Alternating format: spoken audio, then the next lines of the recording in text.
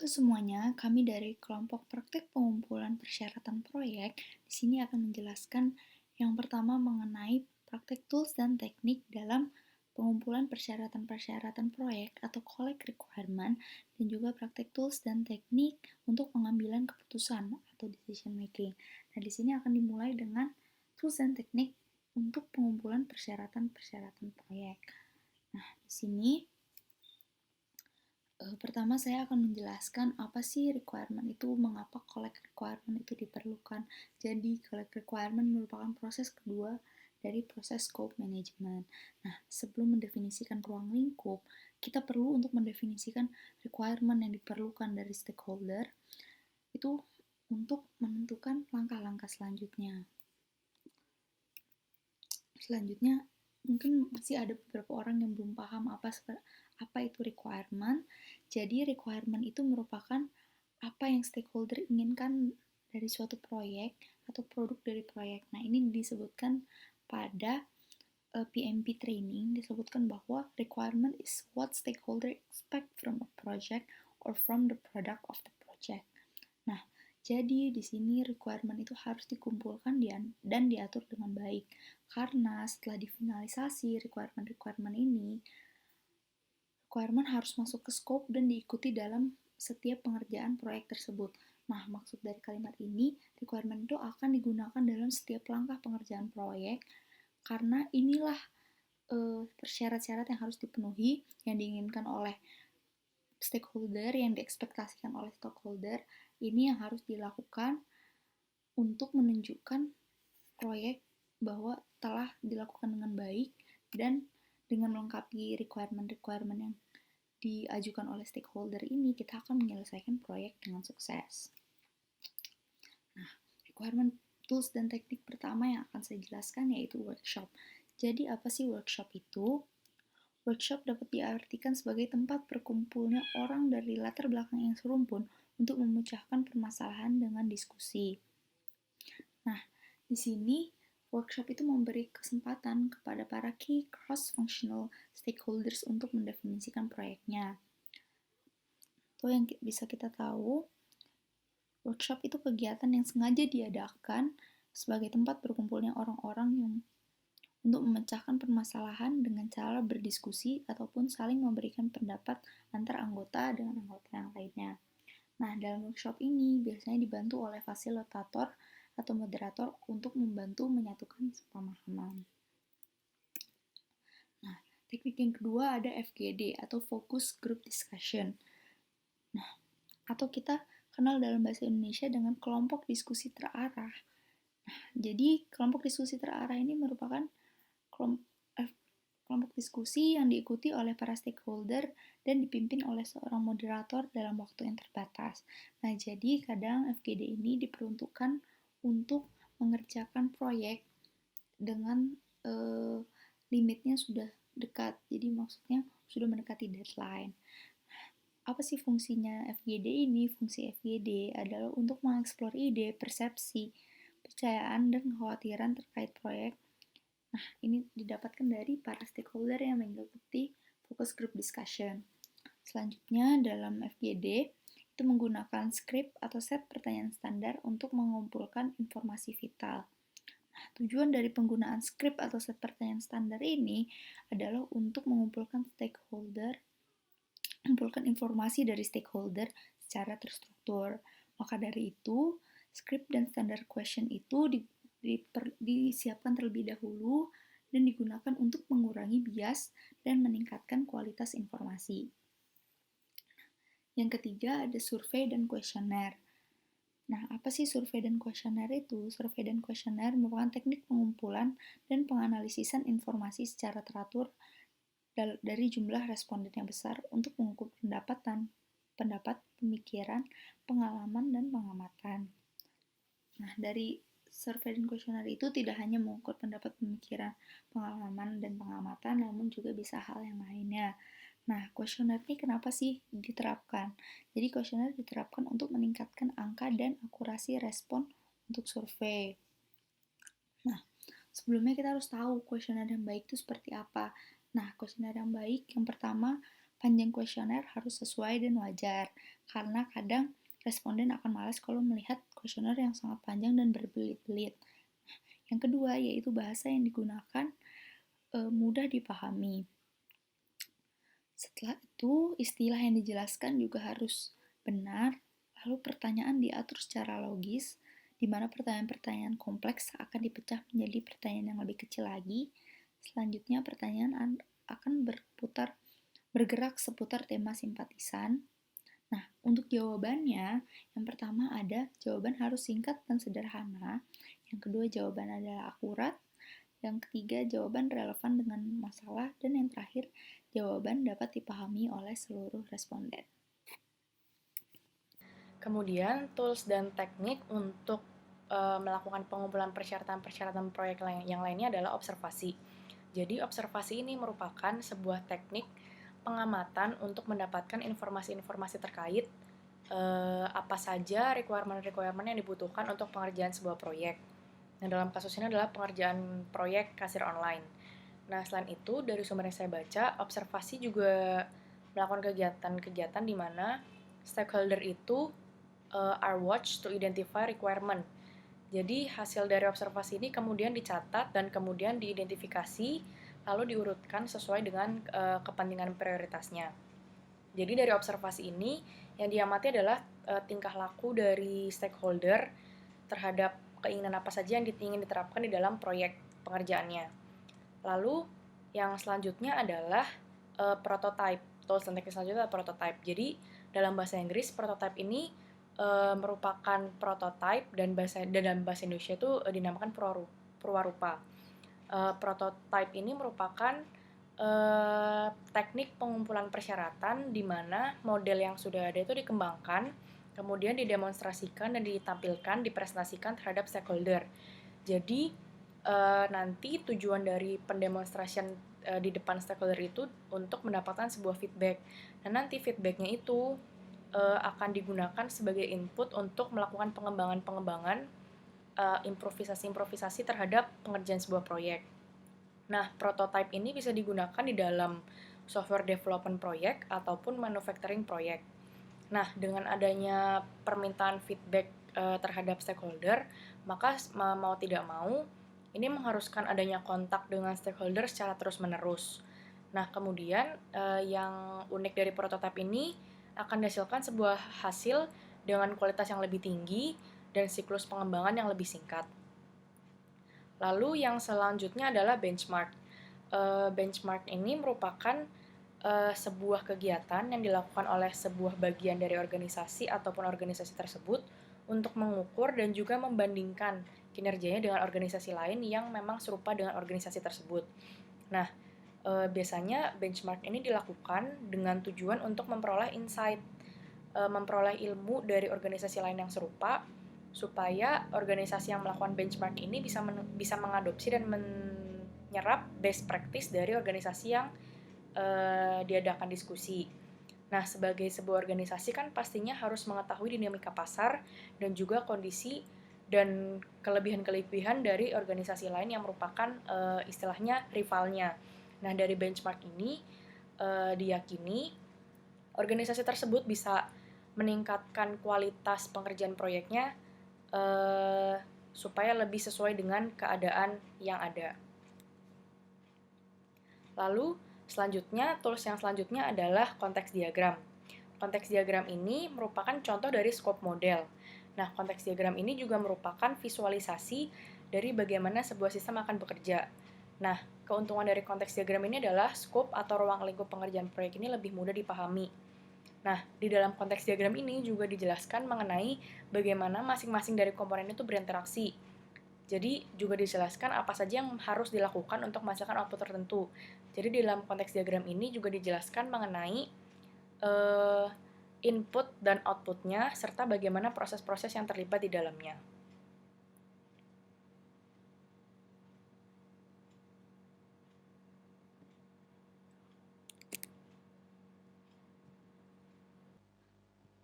Assalamualaikum warahmatullahi wabarakatuh. Nama saya Zara Konita, NRP 052118400144.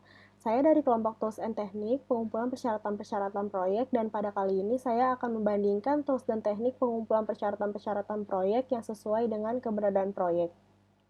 Saya akan membandingkan tahapan yang ada pada survei, observasi, dan juga prototype. Pertama, pada survei, tahapan yang ada pada survei yaitu yang pertama membentuk hipotesis awal dan juga menentukan jenis survei yang akan dilakukan. Kemudian yang kedua adalah merencanakan cara untuk menyimpan data survei dan juga melakukan pengujian awal terhadap instrumen-instrumen survei. Yang ketiga adalah menentukan target populasi responden, menentukan besarnya sampel dan juga memilih sampel. Yang keempat yaitu menentukan lokasi responden, melakukan wawancara dan juga mengumpulkan data. Yang kelima yaitu menginput data ke komputer, memeriksa ulang data yang telah diinput dan juga membuat analisis statistik data. Kemudian yang terakhir adalah menjelaskan metode yang digunakan dan juga menjabarkan hasil dari survei tersebut untuk mendapatkan kritik serta juga melakukan evaluasi. Selanjutnya saya akan menjelaskan tahapan-tahapan pada observasi, yaitu yang pertama adalah menentukan tujuan pada observasi, kemudian yang kedua adalah menentukan sasaran dari observasi tersebut, dan yang ketiga adalah menentukan ruang lingkup observasi. Selanjutnya adalah menentukan tempat dan waktu pelaksanaan observasi. Yang kelima adalah mempersiapkan perlengkapan yang dibutuhkan untuk melaksanakan observasi tersebut. Yang keenam adalah melaksanakan observasi. Yang ketujuh adalah melakukan pencatatan data hasil observasi. Dan yang ke-8 adalah menyusun laporan dari observasi. Yang terakhir adalah saya akan membandingkan tahapan-tahapan yang ada pada prototype. Pertama, tahapannya adalah mengumpulkan requirement. Jadi pelanggan dan pengembang akan bersama-sama mendefinisikan format dan kebutuhan keseluruhan perangkat lunak, mengidentifikasi semua kebutuhan, dan juga garis besar sistem yang akan dibuat. Yang kedua adalah membangun prototyping. Membangun prototyping yaitu dengan membuat perancangan sementara yang berpusat pada penyajian kepada pelanggan, misalnya dengan membuat input dan contoh outputnya. Kemudian yang ketiga adalah evaluasi prototyping. Evaluasi ini dilakukan oleh pelanggan, apakah prototyping yang sudah dibangun sudah sesuai dengan keinginan pelanggan atau belum. Jika sudah sesuai, maka langkah selanjutnya dapat dilaksanakan. Langkah yang keempat adalah mengkodekan sistem. Dalam tahapan ini, prototyping yang sudah disepakati akan diterjemahkan ke dalam bahasa pemrograman yang sesuai. Yang kelima adalah menguji sistem. Setelah sistem sudah menjadi suatu perangkat lunak yang siap digunakan, maka sistem tersebut harus dites terlebih dahulu sebelum digunakan. Pengujian ini dilakukan dengan white box, black box, basis pad, dan juga pengujian arsitektur dan lain-lainnya. Kemudian yang keenam adalah evaluasi sistem. Pelanggan akan mengevaluasi apakah sistem yang sudah jadi tersebut sudah sesuai dengan yang diharapkan pelanggan atau belum. Jika sudah, maka langkah selanjutnya dapat dilaksanakan, dan jika belum, maka dapat mengulang langkah yang keempat, yaitu mengkodekan sistem, dan juga mengulang langkah kelima, yaitu menguji sistem. Kemudian langkah yang terakhir adalah menggunakan sistem, yaitu perangkat lunak yang telah diuji dan diterima pelanggan siap untuk digunakan. Sekian yang bisa saya sampaikan, terima kasih. Halo, di sini saya Chandra Savitri akan menjelaskan perbedaan tools dan teknik dalam pengumpulan persyaratan-persyaratan proyek, yaitu antara workshop dan benchmarking. Nah, di sini saya akan langsung menjelaskan mengenai workshop itu sendiri. Jadi, langkah-langkah dalam pengerjaan workshop yaitu yang pertama, penjelasan tujuan pelaksanaan kegiatan workshop yang ingin dicapai. Seperti yang kita tahu, tujuan dari pengadaan workshop yang kita lakukan ini adalah untuk mengumpulkan requirements atau pengumpulan persyaratan-persyaratan proyek. Lalu yang kedua yaitu perumusan berbagai macam masalah masalah pokok yang ingin dibahas dalam acara workshop. Nah, di sini kita nge-breakdown apa aja yang akan menjadi permasalahan yang akan kita ambil, kita angkat untuk didiskusikan. Seperti yang kita tahu, permasalahan kita yaitu kita harus mengumpulkan requirement dari para stakeholder. Lalu yang ketiga ada penentuan prosedur teknis pemecahan masalah yang akan digunakan. Nah, lalu kemudian pengelupasan kulit permasalahan oleh beberapa pembicara, di mana permasalahan ini bisa aja disampaikan oleh beberapa stakeholder pada bagian tertentu. Dia menyampaikan masalah dalam bagiannya, lalu akan dipecahkan bersama-sama, yaitu dalam langkah selanjutnya penjalanan aktivitas diskusi. Lalu yang terakhir ada penentuan pemecahan masalah yang akan diambil. Nah, gimana sih langkah dalam persiapan workshop itu? Maaf. Di sini ada yang pertama buat perencanaan. Lalu selanjutnya ada siapkan bahan pendukung, kemudian mendorong partisipasi dari peserta workshop, dan yang terakhir siapkan rencana cadangan. Nah, maksudnya apa sih? Jadi buat perencanaan itu kita harus menentukan tujuan diadakannya workshop, lalu menentukan alokasi waktunya, dan lain-lain. Kemudian siapkan bahan pendukung. Bahan pendukung ini dapat berupa skrip atau narasi, dapat juga berupa pertanyaan-pertanyaan yang sudah kita persiapkan yang akan dilontarkan kepada para stakeholder dalam workshop tersebut. Lalu tentunya yang penting dalam suatu workshop adanya diskusi itu adalah interaksi antara peserta ke peserta, di mana kita harus mendorong partisipan untuk menyampaikan aspirasinya dalam workshop ini. Lalu siapkan rencana cadangan. Rencana cadangan ini untuk memperkirakan kegiatan-kegiatan yang tidak kita inginkan, lalu bagaimana cara mengatasinya harus dipersiapkan. Lalu di sini ada kekurangan dan kelebihan dari workshop. Yang pertama, kekurangannya itu membutuhkan persiapan yang relatif lama, kemudian memerlukan banyak tenaga dan menghabiskan biaya yang cukup besar. Lalu yang ketiga, mengakibatkan perselisihan pendapat, yaitu pro dan kontra. Jadi terkadang dalam workshop ini ada beberapa pihak yang tetap stick sama pendapat mereka, mungkin jalur akhirnya tidak sesuai sama apa yang mereka inginkan, maka akan menimbulkan perselisihan. Sedangkan untuk kelebihannya, yaitu yang pertama, peserta workshop peroleh informasi atau keterangan teoritis yang mendalam tentang permasalahan tertentu. Kedua, peserta workshop memperoleh berbagai petunjuk praktis guna melaksanakan tugasnya. Lalu yang ketiga, peserta workshop dilatih untuk bersikap dan berpikir secara ilmiah. Dan yang terakhir, dilatih agar mampu bekerja sama dengan orang lain. Itu jadi penjelasan mengenai teknik tools dan teknik workshop. Kemudian saya akan menjelaskan mengenai benchmarking. Jadi untuk benchmarking, apa sih langkah-langkahnya? Jadi benchmarking memiliki 6 langkah utama yang harus dilakukan, yaitu yang pertama menentukan apa yang akan di benchmark. Nah, seperti workshop sebelumnya, kita harus menentukan tujuan utama dulu apa yang akan kita lakukan benchmark. Lalu yang kedua, menentukan apa yang akan diukur. Nah, yang diukur ini dilakukan penentuan pengukuran ini harus yang paling kritis hasilnya, di mana hasil ini akan berfungsi untuk penentuan scope dalam proyek kita. Lalu habis itu menentukan kepada siapa akan dilakukan benchmark. Nah, penentuan organisasi untuk yang dilakukan benchmark itu tergantung dari tim peningkatan mutunya itu sendiri. Lalu pengumpulan data dari hasil benchmarking, selanjutnya data-data ini akan dilakukan analisis, kemudian merumuskan tujuan dan rencana tindakan. Nah, dari hasil benchmarking ini kita dapat menentukan apa sih tujuan yang akan kita lakukan, apa sih rencana selanjutnya yang akan kita lakukan. Di sekian penjelasan mengenai perbedaan tools dan teknik antara workshop dan benchmarking. Selanjutnya saya akan membahas mengenai perbandingan dari tools focus group discussion. Jadi focus group discussion atau FGD ini bisa dilakukan ketika pengembang proyek itu ingin memahami dan menggali info lebih lanjut lagi, lebih dalam lagi mengenai mengapa dan bagaimana sebuah persyaratan ini dibutuhkan dalam sebuah proyek. Lalu beberapa langkah-langkah yang bisa dilakukan untuk mengadakan fokus group discussion ini, yang pertama adalah melakukan persiapan terhadap sesi FGD.